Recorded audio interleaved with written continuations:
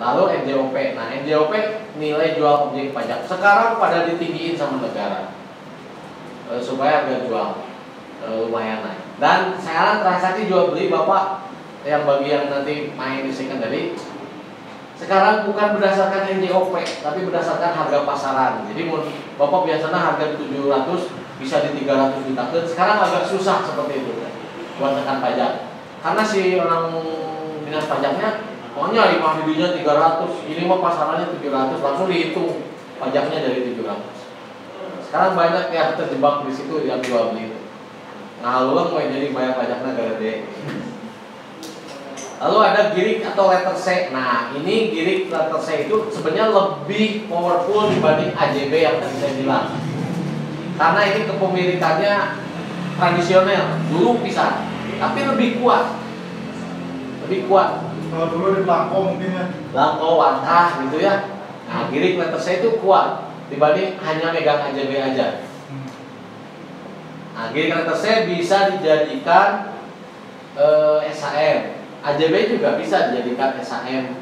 Nanti kan dicek nih punya tanah. Tapi sekarang itu kalau nggak salah progresnya 2 tahun. Lama ya, lumayan. Bener nggak Pak Kecamatan? Sekarang yang terbaru 2 tahun. Lalu strata title. Strata title ini sederhananya adalah status apartemen. Jadi apartemen bukan HGB, bukan SHM, tapi strata title atau AJB ya. Disebutnya strata title. Jadi kotak, sakamar punya kita, tapi bangunan punya bersama. Tapi kalau di Bandung Raya si apartemen itu belum familiar, belum populer dan banyak yang nggak dihuni, kecuali buat simpenan, apa buat transaksi sesuatu. Kenapa? Karena penyangga Bandung masih banyak. Jadi satelit Bandung masih banyak. Kota Bandung ada Kabupaten Bandung, Kabupaten Bandung Barat, Cimahi. Di sini masih banyak tanah-tanah. Jadi orang masih cenderung lebih ke landed. Tapi kalau di Jakarta, rumah di Jakarta Pusat, kerja di Jakarta Pusat, pasti rumahnya Bekasi, Depok, jauh tuh. Jarak masa gede tapi jauh karena kan orang-orang lawan gitu. Maka pada beli apartemen gitu. Kalau di Bandung masih terbatas dipakai buat transaksi begituan sama nyimpen simpanan itu aja sih. Dan buat bisnis sewaannya, untungan punya buat disewa. Karena kayak kemarin libur panjang itu banyak yang lebih milih apartemen. Karena standarnya gampang, maksudnya kalau hotel kan punya standar masing-masingnya lebih, kalau itu lebih gampang. Makanya pernah kejadian kan di Jatinangor tuh depan 10-an pesta gitu, kayak nu loncat nu gini. Ya karena kan udah bebas gitu ya. Itu tentang istilah-istilah ya. Terus ada pajak mah Bapak Ibu juga nggak perlu banyak diketahui ya. Ada PBB, ada BPHTB. BPHTB ini sekarang mah rata-rata sudah diinkludkan biaya perolehan hak atas tanah dan bangunan. Itu sudah diinkludkan di harga jual. Jadi, nah kalau developer lama ini tanpa BPHTB, kayak Kunci Selatan kalau beli belum biaya BPHTB. Tapi kalau developer baru itu sudah all in disebutnya ya. Biayanya udah all in pajak, PPN, BPH, PPN ya, balik nama itu sudah. Nah ini Bapak Ibu sebatas saya sharing mengenai set plan dana. Banyak yang kebalik, makanya saya bilang ini set plan. Set plan itu keseluruhan lokasi. Ini dana. Dana juga Bapak Ibu harus bisa jawab. Kalau konsumen nanya, Pak lebar mukanya seberapa lagi ngitung muka. Rata-rata perumahan baru sekarang lebar muka berapa? 6 meter. Ya. Hampir rata-rata perumahan sekarang lebar mukanya 6 meter. Karena developer pengen naik keuntungan. Kalau dibikin 8 meter pasti rumahnya udah harga mahal. Tapi rata-rata 6 meter. Kesininya berapa? Rata-rata tanahnya paling kecil sekarang 60. Tapi standar sekarang 72. Tapi tahun depan ada kemungkinan trennya rumah tanah rumah dan tanah 30 meter, tapi kota Bandung.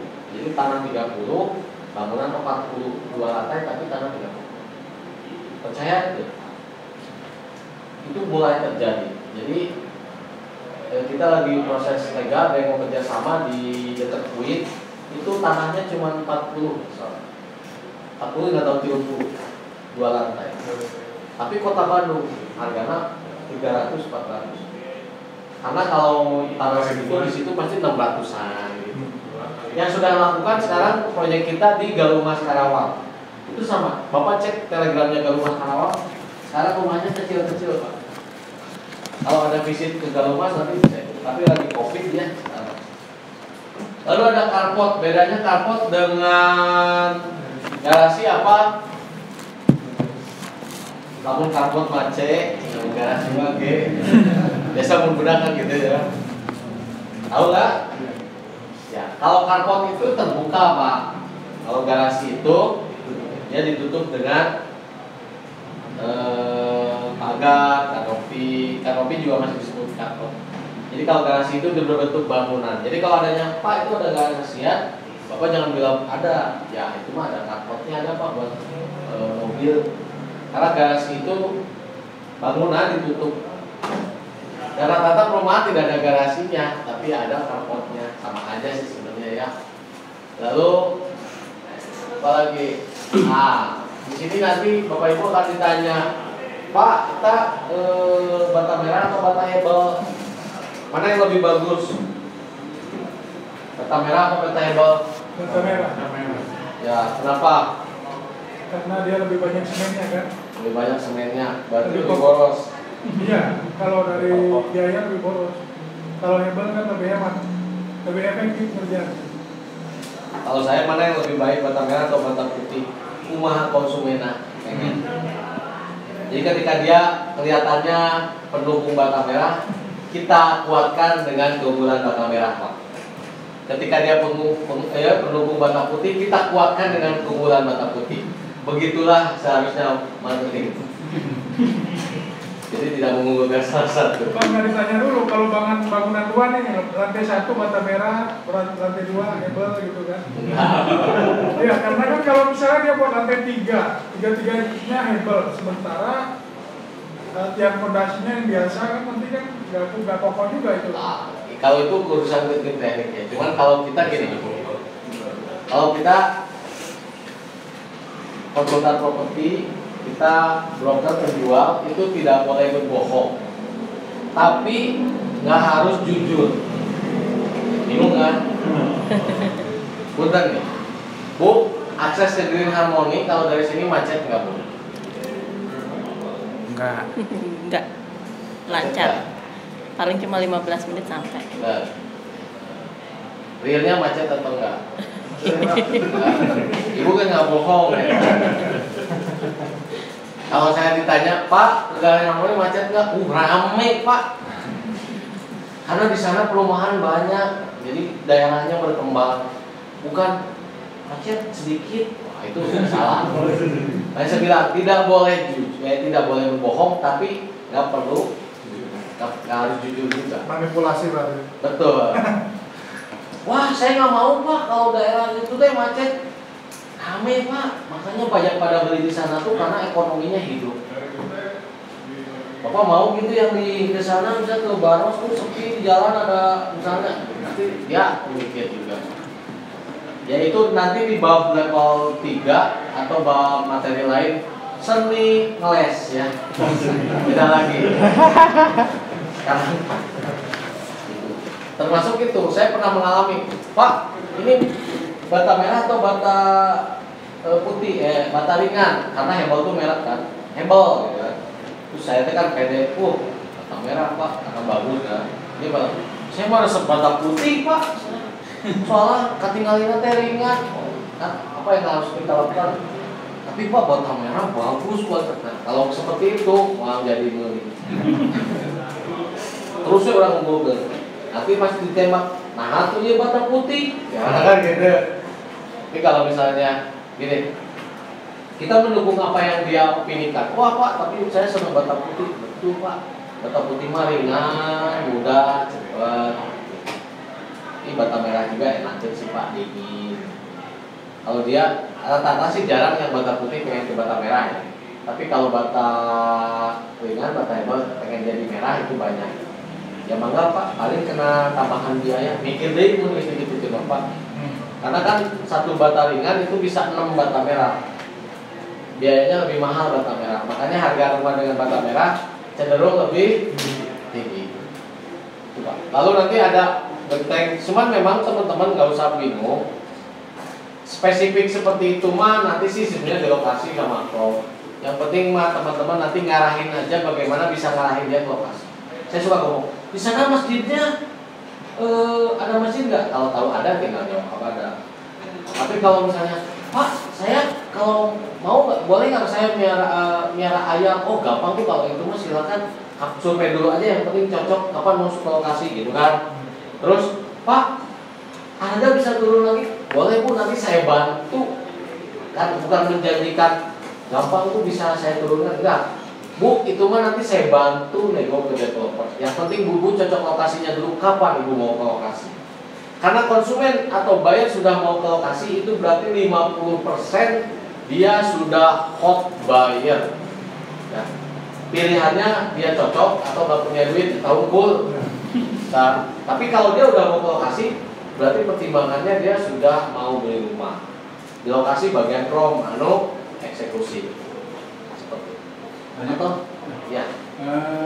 Kita kan tadi diinformasikan bahwa buyer itu, kemampuan bayarnya itu adalah sepertiga dari gaji dia, gitu bagusnya itu. Apakah ketika kita komunikasi dengan calon buyer yang agak bisik itu kita informasikan juga nggak ke buyernya bahwa sebaiknya atau misalnya di bank akan screening dulu menggunakan dulu. Oke, ini Pak.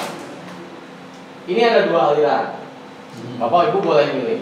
Ada aliran yang penting ke lokasi dulu tanpa screening, gitu ya. Ada aliran yang screening dulu maksimalin ke lokasi. Keuntungan kelebihannya ada beda. Kalau yang cuma dikasih tanpa kita mengirim data, yang penting dia ke lokasi dulu, itu magic number untuk ke closingnya biasanya besar Pak. Bapak ngirim tuh 10, karena belum di screening bisa jadi yang closing cuma 1. Karena yang penting ke lokasi dulu aja, tanpa tahu kemampuan gajinya nggak masuk, tapi dia cocok dengan rumahnya. Banyak, oh saya cocok banget rumahnya tapi nggak masuk gajinya gitu ya. Tapi ada yang aliran yang kedua Pak. Kalau saya Pak, saya pakai aliran yang kedua. Jadi konversi closing saya lebih, saya ngirim 4, closing 3. Tapi saya jarang ngirim buyer, karena saya screening di WA dulu. Jadi, nah ini ada teknik ngelesnya. Jadi pertama ketika WA masuk, kan ditanya perkenalkan diri. Setelah dia kita kirim tuh, saya sebenarnya ngirim. Kalau saya ngirim semua kecuali Gmail, press list, rumah, dalam, luar, jalan, itu saya kirim semua. Simulasi cicilan saya kirim kalau ada. Tadi kan di press list. Saya diamkan 3-5 menit aja dulu. Kalau nggak dia nggak nanya lagi, baru saya balik nanya. Mohon maaf Ibu, rencana pembelian kes atau KPR. Kalau dia jawab, kan panjang lagi ya. Kalau dia nggak jawab, biasanya mereka akan menutup kalau nggak masuk budget. Terima kasih, saya akan bicarakan dulu dengan suami saya dulu. Salahkan suami nantinya. Oh ya, saya kasih tahu dulu istri. Itu sebenarnya biasanya dia nggak masuk budgetnya, dipastikan. Tapi kalau Mas, itu lokasinya sebelah mana ini ya? Berarti dia budget nggak ada masalah. Lalu kita kasih tahu, oh di sebelah sini Pak. Saya kirim di mapnya, kapan mau mampir ke lokasi? Nah gitu kan. Oh iya Mas, saya nanti akhir dulu. Oh ya siap. Mohon maaf Bapak, rencana ke siapa KPR kita harus tahu. Oh saya mau KPR Pak. Oh siap. Mohon maaf Bapak, pegawai swasta atau wira swasta? Karena sekarang wira swasta nggak bisa ya. Kalau dulu cari tanah bisa. Oh saya pegawai swasta. Oh kebetulan Pak, pegawai swasta lagi ada promo bunga, promo DP. Namun dia jawab wira swasta, kebetulan Pak wira swasta juga ada promo DP. Apapun jawaban dia, kita ada kebetulan. Padahal DP narek membeli saham promo. Itu adalah bagian. Oh iya ya. Jadi segini ya. Oke. kalau cicilannya segini ya Om ya, mohon maaf Bapak, suami istri bekerja, oh ya bekerja, kalau boleh dijoinkan di berapa? 10 juta. Oh masuk, oh masuk Pak, ini mah nggak ada cicilan lain atau pernah menunggak, itu screening kita tahu supaya dia tuh, oh saya paling ngotot 3 bulan lagi beres gitu. Tapi kamu, oh saya pernah kartu kredit nggak pernah dibayar, itu sudah dipastikan nggak bisa beli. Oh Bapak harus diberesin dulu Pak. Karena daripada Bapak semangat saya ngirim bayar ke sana tapi itu closing. Itu closing. Karena misalnya rumah 500 juta Bapak ngirim bayar subsidi. Karena iklannya rumah subsidi DP, orang nggak perlu ya rumah subsidi. Pak itu di mana? Di sana survei aja. Oke, katakan itu teh cicilan 3 juta, misalnya hanya pabrik 6 juta kan gitu, nggak bisa kan? Gitu. Jadi silakan. Tapi ada juga yang gini Pak. Kenapa ada aliran pertama? Ketika orang tertarik dengan rumahnya, dia nggak akan, oh ya udah beli aja gitu. Ada aliran seperti itu. Tapi saya bilang capek. Bapak ngirim 10, saya mau nanya, mau ngirim 20 closing 2 atau ngirim 7 closing 5? Mau mana? Yang mana? 7 closing 5. Ya. Karena kita habisin di sini. Jadi ketika konsumen datang, cuma menentukan lokasinya saja. Ohnya yang mana enaknya? Gitu. Karena dia sudah matang dia jual cara bayar matang di KPR. Ya enaknya, mahal nih, oke booking aja udah. Jadi nggak datang kan? Ini berapa DP-nya? Wow. Cicilan berapa? Ya baik, terima kasih Pak. Nanti kabarin lagi. Udah kayak gitu. Bapak dulu gimana Pak? Bapak NOP ya? NOP ya? Nanti ikut di Kota Baru itu. Berarti ingat saya MC-nya. Istri saya sih gitu. Istrinya yang datang. Ya. Kalau NOP lebih bagus lagi, kenapa? Karena mungkin Bapak hadir nggak tahu. Nah, karena ketika di acara launching itu kita dikocek ya sampai yang datang itu menurunkan logika, menaikkan emosi. Bu, ini sedikit lagi Bu, besok harga naik. Apalagi sih, sekali itu bersyariat siap, oh bisa ambil, kapling jangan sampai ketinggalan ini. Wah, harus kapling, dia emosinya naik, logikanya turun, dia nggak akan mikir kereta di mana jalan lalu, daripada kan jalanan kereta jalanan turun ke kanan, gitu kan. Pas bis booking, ayo kalau booking kan, harus kabok, ada yang seperti itu. Termasuk di rumah subsidi 200 sohot, gaya cendana udah gitu penting bener. Nah tadi buat ngambil dan kami ngali lokasi gitu. Karena di launching itu dinaikkan emosi, diturunkan logika. Logika dia berpikir saya masih ada anak sekolah, saya masih ada cicilan, saya rencana mau beli mobil, itu hilang. Karena emosi. Kamu ada teman emosi, makanya suka ada investor gathering. Namanya orang punya duit panasan. Beli rokok, was, gitu. Sombong gitu mau gitu. Padahal uang budget dia tuh mungkin nggak dibelikin buat itu asalnya. Itulah jahatnya marketingnya, bukan jahat. Emang strategi marketing seperti itu, menaikkan logika, menaikkan emosi, menurunkan logika. Seperti itu Pak. Kalau saya lebih senang di screening. Dia nanya rumah 1M, ternyata gaji 6 juta. Saya edukasi, mohon maaf Bapak, untuk pihak KPR kalau untuk dana ini Bapak bukan nggak bisa KPR, kemungkinan harus naik DP. Berapa naik DP-nya? 300 juta. Kan nggak boleh. Oh, iya Pak, soalnya untuk income Bapak saya bantu analis ya hitungannya. Pakailah kalkulator KPR Bapak Ibu kalau punya, kalau bisa gampang lah bikin kartu. Klik Bapak gaji dengan ini, Bapak harus oh gitu ya. Kira-kira saya lokasinya coba gimana Pak? Ini saya ada yang kemungkinan masuk di budget Bapak. Memang sedikit lebih jauh dari permintaan rumah Bapak. Ini dia survei. Kalau sudah di lokasi, ada juga buyer, ada buyer selamanya ada loh. Jadi dia itu nyari yang ideal, tapi uangnya nggak masuk Pak. Tolong cariin 1M 4 kamar ada halamannya, nggak jauh ke angkot, kalau bisa daerah Kota Bandung. Susah. 4 kamar berarti kan 1 kamar 3 meter aja 3 kali 3. Wah, udah yang halaman belakang tapi budget saya nggak bisa. Mungkin di Pasisian sebenarnya bisa, gitu kan? Dengan spek, tapi kota nggak bisa. Itu disebutnya kita suka nyebutnya bayar selamanya. Jadi selamanya jadi bayar terus nyari rumah. Usia 37 nyari rumah, 38, 35, 39 karena dia nggak mau nurunin keinginannya. Padahal mungkin buat teman-teman yang belum punya rumah, tipsnya adalah beli yang hari ini Anda mampu beli. Kalau hari ini Bapak Ibu mampu membeli rumah subsidi, beli. Kenapa Pak? Karena nilai jual properti pasti naik. Dulu rumah yang saya beli Geraha Bukit Raya itu rumah subsidi mungkin 40 juta. Saya beli secondnya 80 juta. Hari ini kalau saya jual 300 itu laku. Tapi saya beli di mana? Mewahnya 367.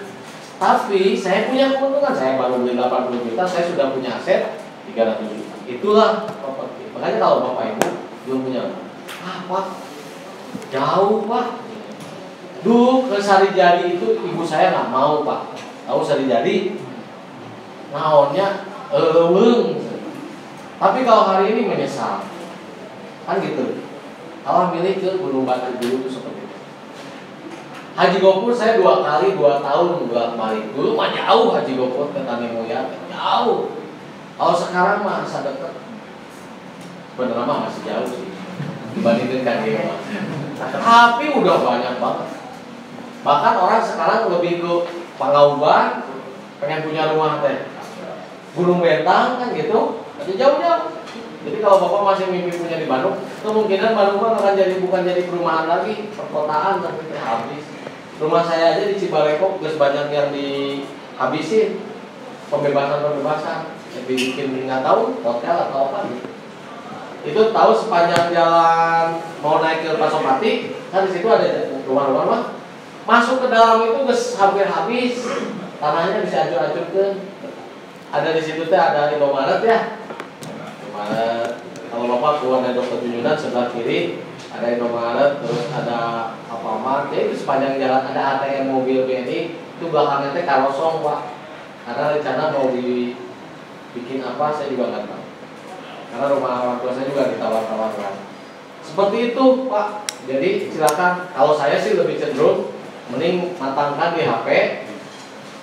Baru nanti kalau oh iya Pak, saya tertarik dengan lokasinya. Berarti dia udah nggak ada masalah di duit, nggak ada masalah cara bayar, hanya menentukan saja cocok enggak lokasinya dan rumahnya. Tapi apa perlu pendalaman tentang screening itu? Ya, namanya screening. Tapi bahasanya jangan seperti wartawan. Mohon maaf, apakah benar Bapak punya cicilan? Apakah Bapak tidak bisa membayar ini? Enggak, tapi lebih homely dan friendly. Apa Pak? Terus ini kalau ketik manis, misalnya gini, saya mikir misalnya ini adik saya, anak saya, misalnya kita berbagi peran. Maksudnya gini, bisa from di satu tempat, kemudian saya closing hari ini, gitu ya. Kemudian misalnya di sini itu ada bonus khusus, gitu ya. Misalnya kalau satu dapat motor dulu ya, misalnya, kemudian dapat 2, dapat mobil, dapat 3, dapat umroh gitu yang ketiganya. Berarti gini sekarang ayah dulu aja yang ini masuk gitu. Jadi bisa walaupun dia yang closing misalnya, kemudian di depan atas nama saya bisa nggak seperti itu? Enggak, dari titik manisnya aja. Jadi gini aja Bapak, kalau mau seperti itu kan kita juga ada kayak dia punya Quick Pro, terus ada Randi Pro, dia punya admin 5, jadi adminnya punya bayar tetap ya intinya mah Sun Property. Jadi semua masuk Sun Property gitu. Walaupun ini yang situnya nama marketing misalnya apa ya siapa? Ibnu Sun Property. Udah. Jadi bikin kategori perusahaan sendiri. Ya, jadi iya Ibnu usaha, Ibnu Sun Property, berarti kita nanyanya ke Pak Dunjun. Pak Dunjun dia Pak Ibnu closing, ya udah masuk satu nama, ya udah pilih Bapak. Bisa. Sebenarnya ini bab nanti bahasan Pak Agus. Jam 12 ya. Saya bahas ini dulu ya, tapi nggak apa-apa. Ya Pak. Bapak, saya menambahkan ya yang kata Bapak tadi. Kita kan ini mencari cabu ini kan yang calon bayar yang efektif nih. Rata-rata untuk pembelian rumah sebagian besar kan KPR. Iya kan? Sebagian besar pembeli rumah KPR. Nah, biar kita efektif nih, dapat efektif untuk tindak lanjut KPR, boleh nggak? Nah, jadi orang yang boleh KPR kan yang BI checkingnya bagus. Kalau dia udah blacklist otomatis nggak bisa. Boleh nggak kita minta? Bu, biar nanti KPR-nya bisa ditindaklanjuti atau enggak, saya cek BI checkingnya. Itu ada nomor kode etiknya. Gini, yang bisa BI checking itu satu sendiri ke OJK, yang kedua orang bank. Orang bank juga nggak mau sembarang BI checking kalau konsumennya nggak benar-benar mau booking. Jadi urusan BI checking mah itu nanti kalau sudah booking. Yang penting kita screening secara jujur dulu. Mohon maaf, Bapak Ibu pernah menunggak cicilan atau ada cicilan yang sedang berjalan? Dia pasti akan jawab, oh dulu saya pernah gini, oh nggak pernah, enggak. Itu 90% kita percaya aja dulu. Terkait hasil BI checkingnya jelek, ya itu bukan jadi, misalnya bookingnya jadi hangus, itu sudah bukan jadi tanggung jawab kita. Nah, Ibu nggak bohong, kalau BI checking goreng mah ngaku mah kita juga nggak akan tawarin dia booking Pak gitu. Itu yang pertama. Yang kedua, saya akan tegaskan ke Bapak Ibu sekalian, kita ini jual rumah, bukan jual proses. Jadi bukan jualan KPR, tapi jualan rumah. Jadi kalau jualan rumah, fokus jualan rumah itu terkait konsumennya mau beli cash, mau beli KPR belakangan. Tapi saya sarankan Bapak Ibu ajalkan pembelian jualan rumah itu jualan cash. Kenapa? Satu, komisinya biar cepat naik. Gitu.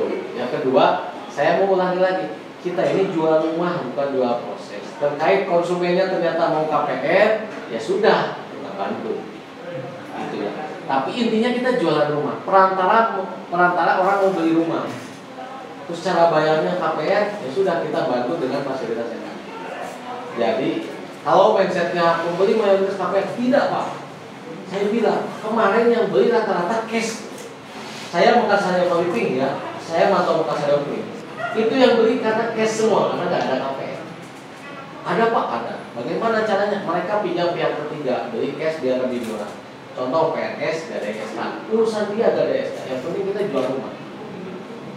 Oh ya, karena kalau KPR harga 461, beli cash 367, mendingan pinjam 367 ke kantor, bayar cash ke sini. Gitu ya. Karena kita mau fokusnya kita fokus jualan rumahnya. Kalaupun misalnya bisa KPR atau bisa cash tahap, itu adalah proses yang memang nanti dapat. Jadi seperti ini. Jadi beberapa lokasi Pak, memang karena KPR, ya rumah subsidi harus KPR karena memang untuk masyarakat berpenghasilan rendah. Gitu ya Pak. Dan bonus itu sekarang lagi banyaknya itu kalau pembelinya jualan cash. Afirmasinya cash-cashan aja. Pasti ada? Ada. Saya bilang, di sini banyak OKB sekarang, orang kaya baru. Ya karena Covid itu orang yang kreatif itu jadi OKB. Restoran yang nggak kreatif tutup, restoran yang kreatif meningkat. Jadi kreatifnya dia udahlah, nggak ada inilah, udah pada istirahat, pada libur Covid. Tapi yang kreatif, oke, ini iklan online. Kalian nggak usah buka tapi bikin online. Jadi pegawainya pada ngiriman itu naik Pak jualannya. Kemarin pasca Covid, online itu hampir 90% naik Pak. Karena jadi jual restoran kemarin yang menutup dan meliburkan karyawannya ya rugi. Tapi yang main bergerak di online pengiriman untung. Jengkol lagi online jengkol Pak, kan? Dulu mah jengkol TC gitu kan, kudu kawakan. Ada kan gitu. Bahkan sekarang kan ada restoran tanpa rumah makan ya. Jadi dia di rumah, masak di dapur. Seperti itu Pak. Jadi afirmasinya sekarang cash satu komisi dua. Sok Bapak pengen mobil apa? Kan sudah ada. Jual klaster personal Lembang yang harga 4,25 yang Muzdalifah dapat expander. Jual itu 3 unit dapat hadiah. Jual 10 unit Mel dapat expander, 1 unit dapat PCE. Terus tahu deh, kayak motor naon. Dari buah batu 300 jutaan,